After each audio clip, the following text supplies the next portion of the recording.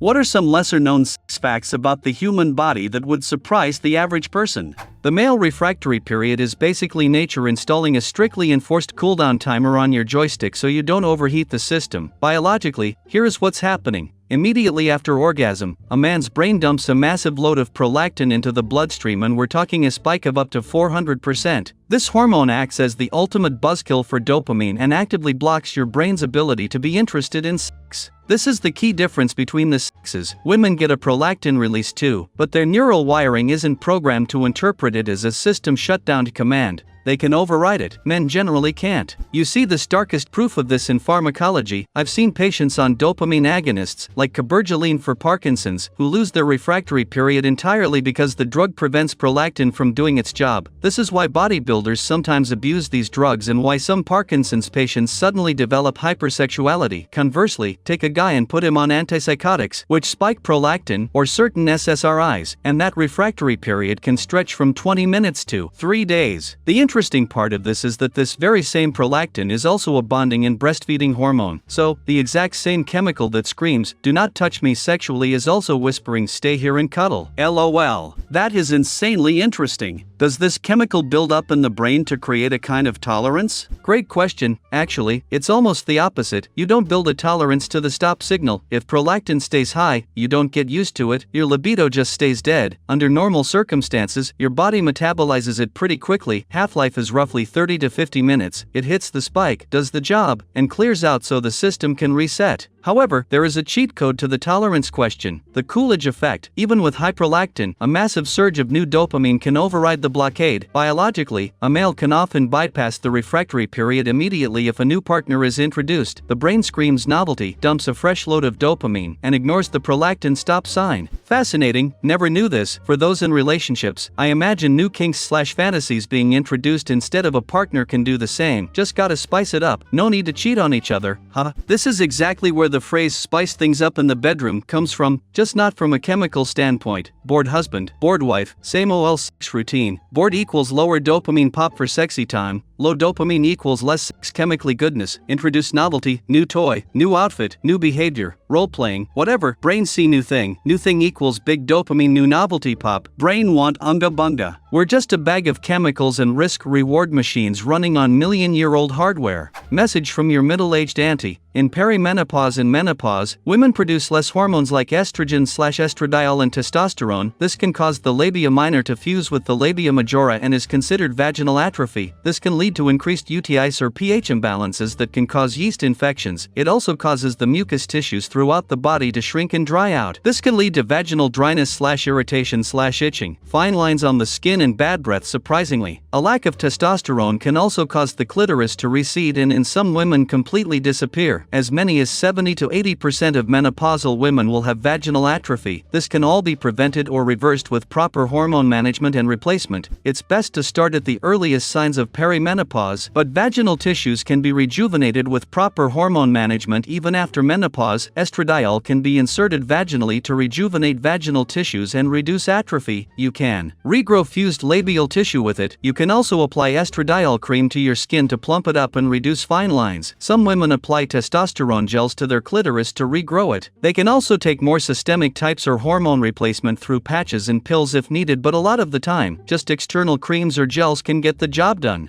As a person who studies female orgasms for her job, it's my time to shine. Until 2022, it was cited that the clitoris had 8,000 nerve fibers, but that was actually from a study done on a bovine cow's clitoris in 1970s. It wasn't until 2022 they actually took human clitoris tissue samples to find that it has over 10,000 nerve fibers. During a female orgasm, the pelvic floor muscles pulse involuntarily in a unique but very identifiable pattern on a graph, and the pattern can change depending on external factors as small as a cup of coffee, glass of wine, etc. What I mainly work on. The popular myth that socks help you have better orgasms came from a misinterpretation of a study done in 2005 where they were scanning the brains of couples during sex. Because the lab was cold, couples often asked for socks during the experiment, which was noted in the paper, and some journalists took that random mention and ran with it. The sex toy industry is historically a very male-dominated industry. At sex toy conventions, companies would often encourage putting the vibration on your nose to imagine how it would feel on your clitoris. So So silly. Fun bonus, there's a study that was done where they got women who said they could squirt into a study to see where the squirt came from. The researchers put blue dye in women's bladder and waited on the other side of the door while the women pleasured themselves to squirt. When the women were close, the researchers tiptoed into the room with a pan to try to catch the fluid and see if it was blue. The paper mentions how hard it was to catch the fluid because it went everywhere. Serious. Research can be so funny sometimes. Vaginal lubricant is mostly blood plasma. All bodily fluids are derived from blood, including breast milk. An anatomical one, the clitoris extends in multiple tendrils around the urethra and vagina, and it is hypothesized by some, though this is still open debate, that the vagina itself has limited areas of pleasure, but that the spots that feel good provide stimulation to either the clitoris, E.G, G-spot, or the cervix, E.G, A-spot. One of my favorites, we all know that the intensity of pleasure increases as we get closer to orgasm, but there is actually no measurable difference in stimulation. What this suggests in practical terms is that the difference is almost entirely in our heads. In other words, we think ourselves to orgasm. This, of course, has some really fun consequences, such as the fact that it is entirely possible and learnable to fantasize yourself or your partner to an orgasm without any stimulation, or to delay an orgasm at will. The latter one also leads to my favorite sex advice: fantasize together and make it weird. First time my girlfriend and I tried LSD together, we put a blindfold on her and started dirty talking through a fantasy she had. It was amazing how much she orgasmed just describing and having it described back to her. It is the sexiest thing I've ever been a part of. I'd love to recreate the experience sober, but she is also ADHD and struggles with focus. Tripping really just let her sink into the fantasy and push away any errant thoughts. You can try finding alternative anchors to reality that help with the wandering thoughts. If she has masochistic tendencies, then clamps are kind of the canonical example of an anchor that forces you to stay present, but anything could work. Oftentimes people with ADHD try to eliminate triggers for distractions, which can be an uphill battle, as I'm sure you're aware, so you can also try adding triggers that pull her attention back to sexy times. That can be environmental, but can also be in your interaction with each other if you're easily able to notice when she transitions to a different place.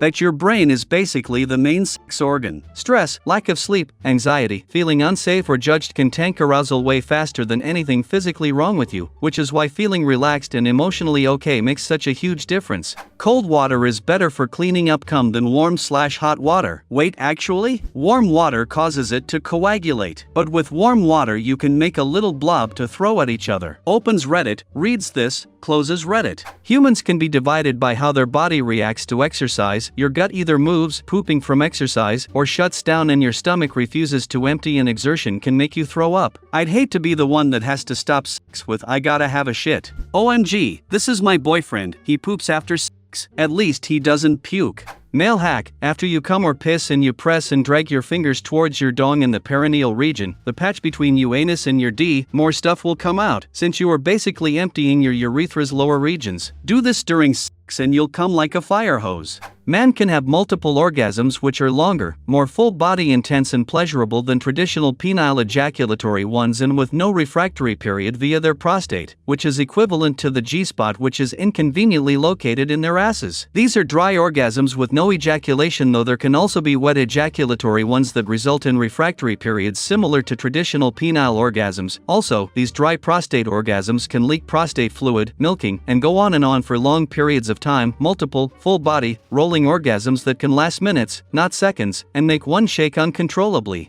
God/nature has a funny sense of humor to locate the same anatomical nerve endings and sexual pleasure spot in a place for men less accessible than that for women. See various forums on prostate massage, anaros, prostate pleasure, tantric prostate, etc. Most straight men don't even know because they associate socially anal with being gay instead of recognizing they are still aroused and thinking of women, but anatomically have a pleasure zone in their ass.